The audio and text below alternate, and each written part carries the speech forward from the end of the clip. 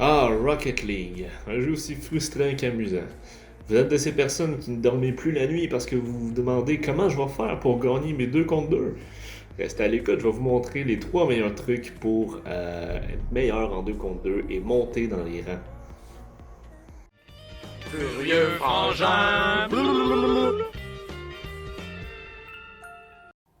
Bonjour les feux, c'est Mick. Aujourd'hui, on va parler de Rocket League, du 2 contre 2 plus précisément. Si jamais vous demandez, voyons Michael, ton décor est un peu bizarre, ben c'est normal, je viens d'arriver en maison assez récemment et voici ce que ça donne, un super beau décor. Une hostie de belle tapisserie. Donc c'est quoi Rocket League pour ceux qui n'auraient jamais joué à ça? C'est des autos qui ont pour but, c'est un peu comme le soccer, ont pour but d'envoyer le ballon dans le but adverse. Il y a plusieurs modes de jeu, il y a des 3 contre 3, des 5 contre 5, des 2 contre 2, des 1 contre 1. Mais aujourd'hui, on va vraiment se concentrer sur les 2 contre 2. Et pourquoi les 2 contre 2 et les 3 contre 3? Pourquoi j'ai focusé là-dessus? On va le savoir. Nous voici dans Rocket League. Comme vous pouvez voir, j'ai un certain ranking dans le standard 3 contre 3 et dans le 2 contre 2. Pourquoi j'ai pas de ranking dans le 1 contre 1? C'est simplement parce que ce n'est pas un mode de jeu qui m'intéresse. Je trouve que c'est beaucoup hasardeux selon les rebonds, selon comment le ballon réagit. Donc, c'est vraiment pas un mode que j'aime.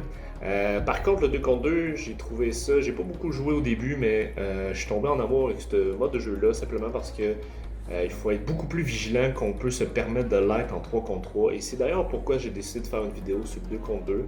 Parce qu'en 3 contre 3, si 2 joueurs sur 3 sont bons, on risque de gagner. Tandis qu'en 2 contre 2, si un des 2 joueurs a de la difficulté, on va perdre. C'est plate, mais c'est comme ça. On va perdre. Il faut que les 2 joueurs aient un certain niveau d'habilité et qu'ils soient très vigilants à l'autre personne. Donc sans plus tarder, explorons les trucs ensemble pour être meilleurs en 2 contre 2. Pour vous parler des trucs essentiels lors des 2 contre 2 et pourquoi on les applique pas forcément dans les 3 contre 3, c'est simple. C'est que dans les 2 contre 2, il faut assumer plusieurs rôles, on va en reparler tantôt, mais ça inclut aussi la gestion des boosts. Les boosts, c'est quoi? On va faire un petit rappel rapide. Les boosts, c'est. On a deux sortes de boosts. On a les boosts complets qui donnent 100% du boost, one shot. Ça, on les a dans les 4 coins du tableau, plus sur les 2 bordures dans le milieu. On a aussi les trappes. Des trappes qui donnent environ 12% de boost à chaque fois qu'on roule sur une. Ça, on a un peu partout dans la carte. La première chose que j'aimerais dire, c'est que les trappes, il ne faut pas se concentrer à les pogner en tant que telles. Ce qu'on va plus chercher à pogner volontairement, c'est les boosts qui remplissent à 100%. Les trappes, si à un moment donné vous pognez la twist de rouler dessus par cœur, tant mieux pour vous. Mais c'est vraiment pas un focus. Donc, les boosts, c'est quoi le truc essentiel que je veux vous dire par rapport à ça? C'est dans un duel 2 contre 2, c'est très situationnel. Ce que je veux dire par là, c'est que lorsqu'on fait une mise en jeu, est-ce qu'on va chercher le boost à 100% qui sont sur le côté de la map ou non? Déjà là, si vous êtes la personne qui allait de front dans le milieu, je vous dirais, ça dépend. Si le ballon est en bonne position pour prendre un bon tir, n'allez pas pour le boost. Endurez votre peu de boost qui vous reste. Sinon, allez-y pour aller chercher le boost sur les côtés dans le milieu. Ça vaut la peine. Comme ici, on peut voir, le ballon était directement sur mon char. Enfin, le boost était à portée de main. Donc oui, je l'ai pris, c'est évident. Mais ici, on va voir un autre exemple de mise en jeu, parce que c'est pas nécessairement tout le temps le cas. Comme ici, le ballon part et il y a une bonne opportunité de scorer, et c'est ce qui va se passer. Donc, est-ce que je serais allé chercher le boost? Évidemment que non. J'aurais peut-être perdu le but d'ailleurs. Donc, c'est vraiment le boost, il faut aller le chercher lorsqu'on sait qu'on a le temps. Et avec les deux autres trucs que je vais vous dire, vous allez voir, ça va faire bien du sens. Vous allez encore mieux cibler qu'en aller les chercher. Les boosts, aussi, ce qui est important de dire, c'est que oui, c'est essentiel pour faire des coups aériens. Mais si vous n'avez pas assez de boost pour faire un coup aérien, vous pouvez toujours y aller pour la défensive en attendant. Comme là, ici, on peut voir, j'avais assez de boost. J'avais assez de temps, excusez, pour aller chercher le boost et après ça faire un bon tir sur le net. J'ai manqué mon tir, mais c'est pas grave. J'avais tous les outils pour le faire. Donc ici, une autre mise en jeu, même principe. Je gagne la mise en jeu, le ballon va vers le but. Donc est-ce que je me occupe à aller chercher un boost? Non. Je m'en vais tout de suite à l'attaque. Donc là, maintenant que le ballon est vers l'arrière, je peux aller chercher un boost. Donc pour les boosts, ça fait un peu le tour. C'était pas le truc le plus long, c'était pas mal le plus court. mais il est essentiel dans le sens que pas de boost, on fait pas de coup aérien, pas de boost, on peut pas aller rusher pour aller chercher le ballon.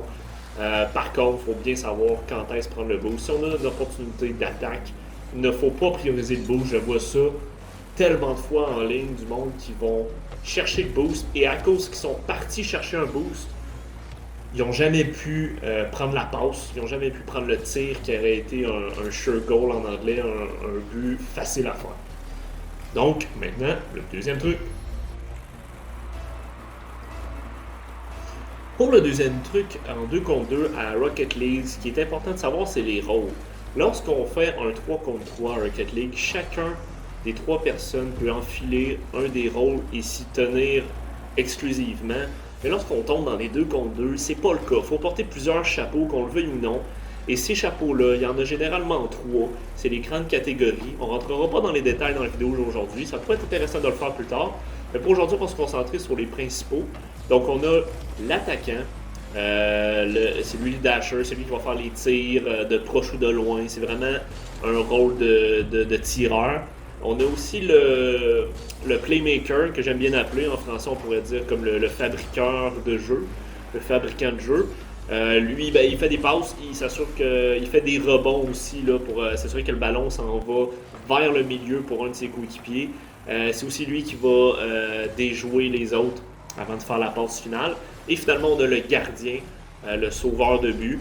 Ça, c'est tous des rôles qui, comme j'ai dit, faut porter lors d'un duel 2 contre 2. Donc, comment ça se traduit? Je vais commencer par le gardien de but. C'est le rôle le plus facile à l'expliquer, tout simplement parce qu'il consiste à arrêter le ballon, ça dit bien.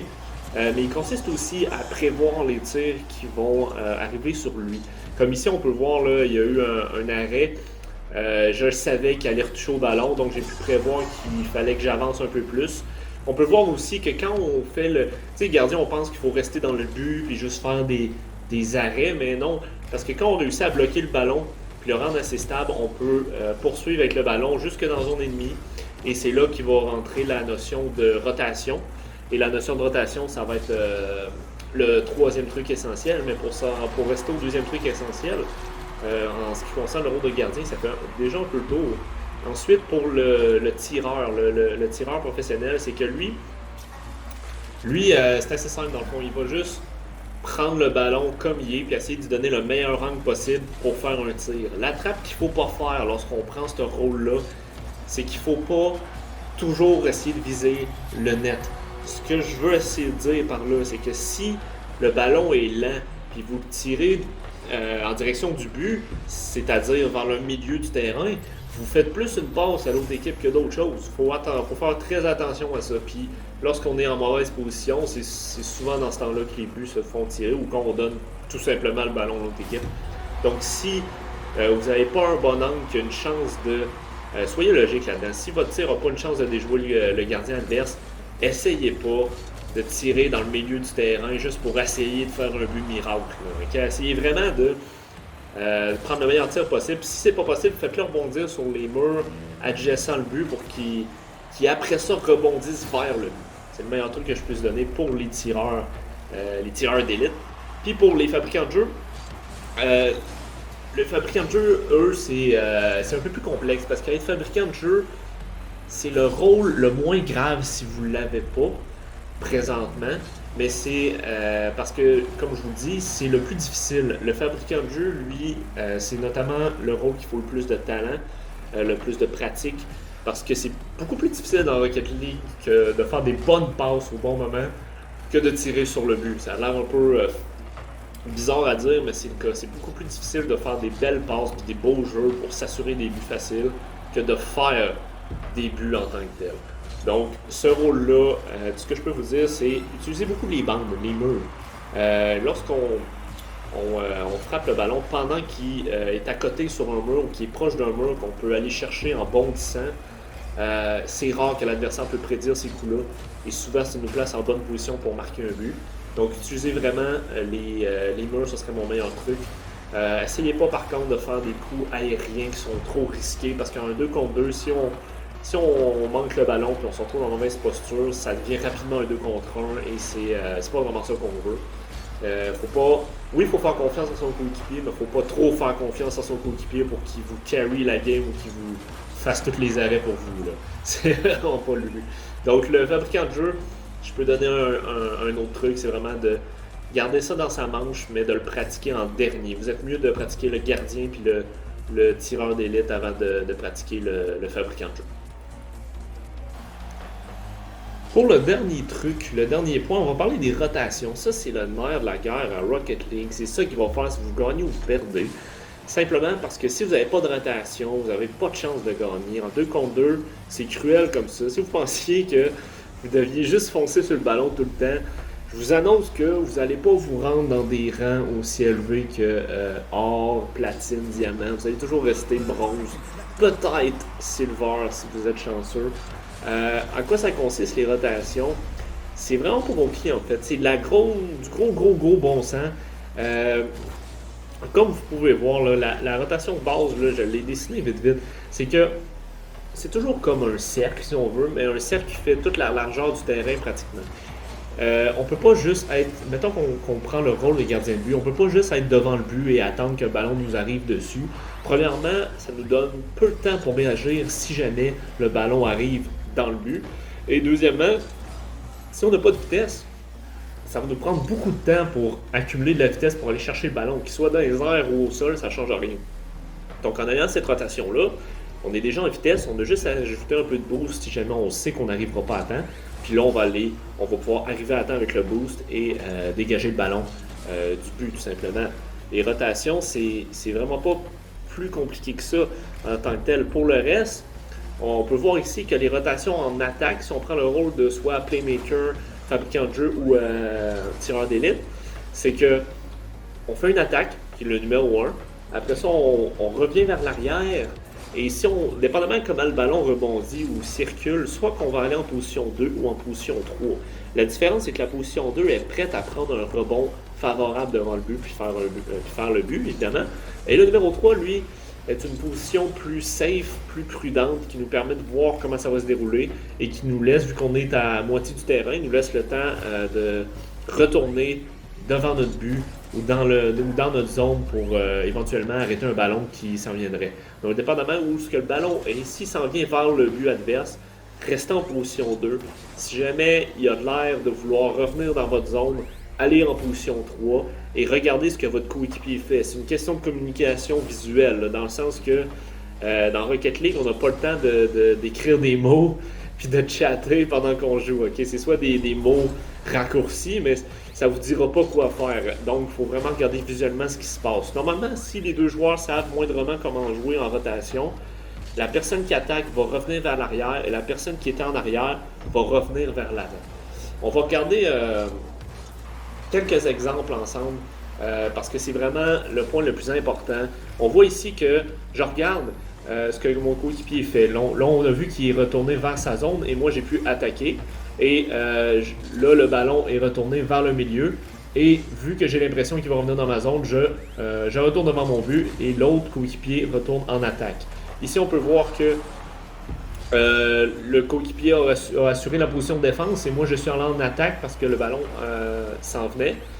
Ici, on peut voir aussi que le ballon est tout de suite arrivé. Là, j'ai manqué le but de peu, mais on peut voir que vu que mon coéquipier est allé chercher du boost et est retourné vers l'arrière, moi, j'en ai profité pour aller en attaque et le but a quasiment été certain. Donc ici, encore une fois, rotation, lui, il recule, moi, j'avance et j'assure d'une attaque. Là, ici, encore une fois, mon coéquipier est en attaque. Je n'irai pas attaquer avec lui, ça ne servirait à rien. On se ferait prendre en contre-pied. Regardez ici, on est proche là, de se faire prendre en contre-pied. Ici, j'assure la position de défense. Les deux personnes manquent le ballon et ça me laisse le champ libre pour attaquer. Mon coéquipier, on le voit ici, il est en position un peu 2 parce qu'il savait que j'allais faire une passe. Donc, c'est exactement la position qu'on a vue, la position 2 dans le milieu du terrain. C'est exactement là qu'il était et boum, il a pu prendre le retour. Il n'était pas en position 3 parce qu'il savait que le ballon s'en venait. Ici, mon coéquipier a fait un jeu. Là, je sais qu'il était comme coincé dans les airs, donc je suis allé en attaque et lui, il est resté en défense. Encore une fois, C'est vraiment, comme je vous dis, c'est du gros bon sens. Lui est allé en attaque, moi j'ai retraité. C'est d'être clair aussi dans ces signaux-là. Si vous faites juste avancer vers votre zone dans une ligne droite, votre coéquipier va comprendre que vous switchez les rôles. C'est très instinctif, là. Mais si vous n'êtes pas sûr, vous tournez autour du ballon, il ne comprendra pas. Ici, on s'est fait prendre. Les deux personnes sont allées sur le ballon. Regardez ce que ça fait. Une chance de marquer qui était en or, qui ont manqué pour une raison que je ne connais pas. Ici, encore une fois, là, on est un peu à contre-pied. Les deux, on est en attaque. On aurait pu se faire prendre. C'est pas arrivé. On a été chanceux. Mais ici, le ballon est arrivé. Une bonne chance de marquer. Encore une fois, il faut vraiment utiliser sa logique là-dedans. T'sais, quand on est en défense, c'est souvent là que c'est plus chaotique parce que les deux ont tendance à converger vers le but. Il faut vraiment garder en tête qu'il y en a un qui reste vers le but, puis l'autre qui est en demi-cercle, comme on a vu dans la première photo, là, qui est en demi-cercle jusqu'à temps qu'il puisse pogner le ballon et s'en aller en attaque. Donc les rotations, pour faire un petit résumé rapide là, parce que j'ai parlé beaucoup. En défense, on fait un cercle sur la largeur du terrain à peu près. Vous pouvez aussi rester devant le but, mais soyez conscient que si vous êtes devant le but, vous allez avoir peu de temps pour gagner de la vitesse et faire un arrêt significatif. En attaque, c'est une rotation à 3 chiffres. Donc 1, c'est quand on va pogner le ballon. Donc ça veut dire qu'on essaye de faire un tir au but et on revient vers l'arrière. Après ça, on décide, est-ce qu'on va en position 2 ou en position 3? Ça va dépendre de notre coéquipier. S'il est en train de nous faire une passe, on va aller en position 2. S'il est en train de manquer le ballon, puis le ballon revient dans notre zone, on va aller en position 3, soit pour retraiter ou pour voir si le ballon finalement ne va pas rester en zone d'attaque. Comme ça, s'il se passe une attaque ou une passe, on ne sera pas trop loin pour pouvoir réagir. Donc, les rotations, il faut vraiment garder ça en tête. C'est la chose que vous devez garder en tête, plus que les rolls, plus que les boosts. Parce que pas de boost, pas de roll, vous allez quand même gagner si vous avez une excellente rotation. Donc en conclusion, c'est les 3 trucs essentiels à Rocket League qui vont vous permettre d'augmenter de rang, de passer de silver à gold, de passer de gold à platine. C'est possible aussi. Écoutez, comme j'avais dit au début de vidéo, je ne couvrais pas les trucs de base dans Rocket League. Ça, je prends pour acquis, vous les saviez. Par contre, si c'est pas le cas, écrivez-moi en commentaire, ça me fera plaisir de faire une vidéo sur les bases de Rocket League, les vraies bases, comme mettons les coups aériens et ces choses-là, ça me fera plaisir. Merci d'avoir regardé cette vidéo. Partagez en grand nombre, écrivez des commentaires, aimez-nous, on aime ça, être aimé. Écoutez, c'est naturel. Hein? Puis n'hésitez pas à me faire des critiques, moi j'aime ça la critique, ça me permet d'améliorer mes vidéos à chaque fois. Et posez-moi des questions, ça me fera plaisir de répondre. Donc merci d'avoir écouté et à la prochaine.